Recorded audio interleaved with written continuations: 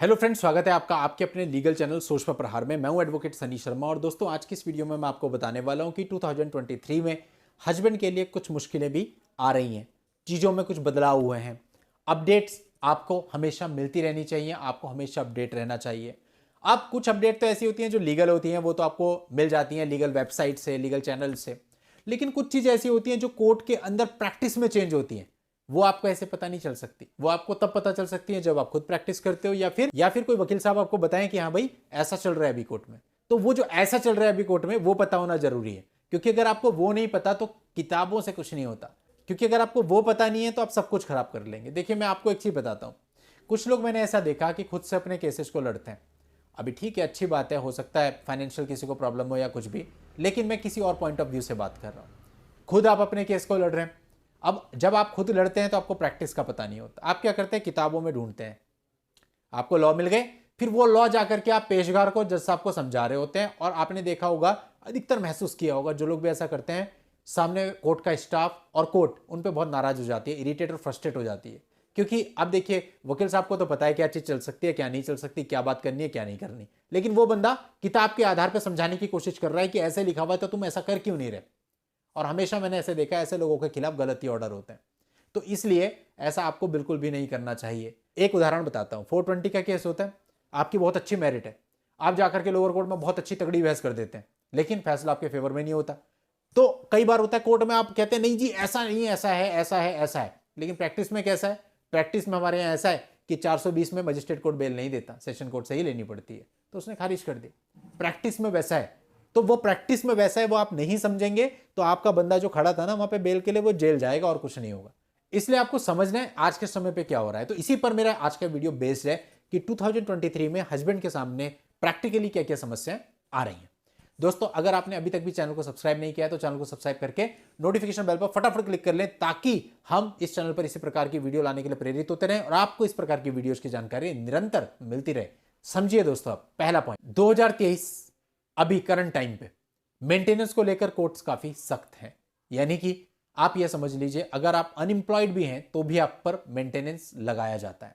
यानी आप कोई सा भी बहाना लेकर के आ जाओ, आप मेंटेनेंस से बच नहीं सकते। कोई सा भी आप एक्सक्यूज दे दो, यानी कुल मिला के बात यह है कि आपको मेंटेनेंस देना ही पड़ेगा। ऐसा कुछ ट्रेंड सेट हो गया है। केवल एक ही चीज जो आपको बचा सकती है, यदि आप कोर्ट में साबित कर दें आपकी पत्नी कामकाजी है, उसकी सैलरी है और वो सैलरी आपके इक्विवेलेंट है, केवल ये एक कंडीशन है जहां आप मेंटेनेंस से बच सकते हो। इसके अलावा आप ये सोचते हो कि उसने झूठ बोला है, मैं साबित कर दूंगा, मैं मेंटेनेंस से बच जाऊंगा, भूल जाओ सारी चीजें। आप ये सोचते हो मेरे पे एविडेंस है, मैं 340 लगा दूंगा, ये कर दूंगा, वो कर दूंगा, भूल जाओ सारी चीजें। लगा सकते हो, पर कोर्ट कहेगा इंटरिम के बाद देखेंगे, पहले आप इंटरिम देना शुरू करो, यानी मेंटेनेंस तो आप पे लग ही जाएगा। तो इसलिए दोस्तों बात यह है कि मेंटेनेंस में आज के समय पे कोर्ट सख्त हैं। अगर आप मीनवाइल को एप्लीकेशन भी देते हो तो कोर्ट अलग कर देता है तो फाइल को, ताकि उसमें डिले ना हो, या फिर कहता है कि मेंटेनेंस के बाद, इंटरिम मेंटेनेंस के बाद इस पे सुनेंगे, तो आपको इंस्टेंटली कोई भी रिलीफ नहीं मिल पाता।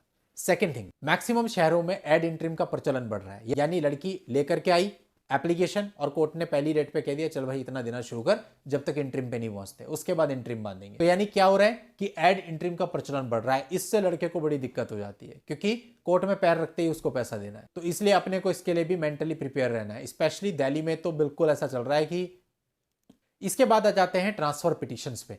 यानी लड़की केस को ट्रांसफर कराने के लिए पिटीशन डालती है हाई कोर्ट में या सुप्रीम कोर्ट में। अब ये पॉइंट्स बहुत ध्यान से सुनना, गौर करने वाले पॉइंट है। लड़के के पास दो ऑप्शन होते हैं, या तो वो उस ट्रांसफर पिटीशन को कंटेस्ट करे या कंटेस्ट ना करे। अब कल एक मामला आया था मेरे पास, बोला मैं सुप्रीम कोर्ट में खुद ही कंटेस्ट कर रहा था, मैंने ये ग्राउंड बताया, ये ग्राउंड बताया, ये ग्राउंड बताया, कोर्ट ने कुछ भी कंसिडर नहीं किया, ट्रांसफर कर दिया। मैंने भाई मेरे से पहले बात कर लेता, मैं बोलता सुप्रीम कोर्ट जाओ ही मत, घर पे बैठो आराम से, मामला तो ट्रांसफर होना ही था। तो इसलिए दोस्तों बात आपको समझनी है। आज के समय अगर ट्रांसफर की पिटीशन वाइफ डाल रही तो 99.9% वो पिटीशन उसी के प्लेस पे ट्रांसफर होनी है, चाहे आप कुछ भी ग्राउंड देते रहो। सुप्रीम कोर्ट की बथेरी गाइडलाइंस है कि भाई महिला की सुविधा को ऐसे में ध्यान में रखा जाना चाहिए, और बच्चा है साथ में तो मतलब ही नहीं होता, तो कंटेस्ट करके कोई फायदा नहीं है। अगर आप कंटेस्ट में जाते भी हो तो कई बार होता है मामला मीडिएशन में डाल दिया जाता है, और मीडिएशन सेंटर का सारा जो भी एक्सपेंसेज होता है वो लड़के को बियर करना पड़ता है। लड़की का सुप्रीम कोर्ट तक आने का जो खर्चा होता है वो भी लड़के को बियर करना पड़ता है, और ऑब्वियसली अगर आपने वकील साहब करे हैं तो उनकी फी भी होती है। तो आप लाखों रुपए अपने सुप्रीम कोर्ट में लगा के आ जाते हो, और रिजल्ट क्या होता है, आखिरी में केस ट्रांसफर हो ही जाता है। तो प्रैक्टिकल और एक लाइन में बात करनी चाहिए कि भैया कंटेस्ट करके कोई फायदा नहीं है। अब अगली बात जो 2023 में एक बहुत बड़ी प्रॉब्लम आ रही है, बहुत सारे लोग एंटीसिपेटरी बेल में जाते हैं, यानी कोई मुकदमा दर्ज हुआ, इवन उनको समझा भी देते हैं ना भाई इसमें एंटीसिपेटरी बेल की जरूरत नहीं है, तो जबरदस्ती जाते हैं, नहीं जाना है, अरेस्ट कर लिया। तो शक और शंका का जो कीड़ा होता है वो तो कैसे भी नहीं निकल सकता। तो अब क्या है कि देखिए आपके ऊपर कोई केस हुआ, आप एंटीसिपेटरी बेल में चले गए, अब चले तो गए आप मैट्रिमोनियल में, लेकिन क्या होता है एंटीसिपेटरी बेल अगर आपकी रिजेक्ट हो जाती है तो आपको हाई कोर्ट में जाना पड़ेगा। हाई कोर्ट में एक तो टाइम इतना लग जाता है एंटीसिपेटरी बेल में कि उसकी स्पिरिट ही खत्म हो जाती है, यानी तब तक चार्जशीट फाइल हो जाती है, तो कोई लॉजिक ही नहीं रहता। लेकिन जब उसका ऑर्डर आता है तो ऑर्डर में कुछ कंडीशंस लिखी हुई होती हैं और उस कंडीशन से आप बाउंड हो जाते हैं, यानी आपको फॉलो करनी ही पड़ती है।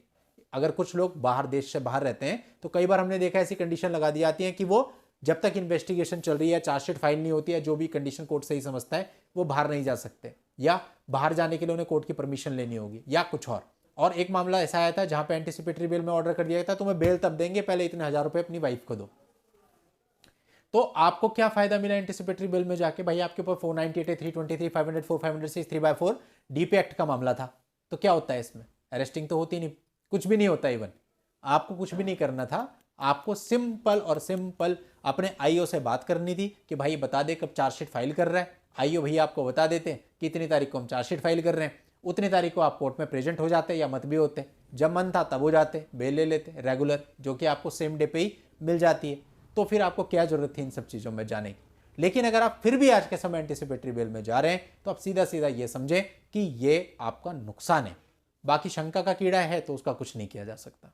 तो दोस्तों ये कुछ मेजर नुकसान है हस्बैंड पार्ट पे, अगर आज के समय वो मैट्रिमोनियल केसेस को फाइट कर रहा है, तो ये सारी चीजें आप अपने दिमाग में रखें पहले से। चलिए दोस्तों आज के इस वीडियो में इतना ही, नेक्स्ट वीडियो में नई जानकारी के साथ मैं आपसे फिर मिलता हूं, तब तक के लिए good bye and thank you for watching, take care.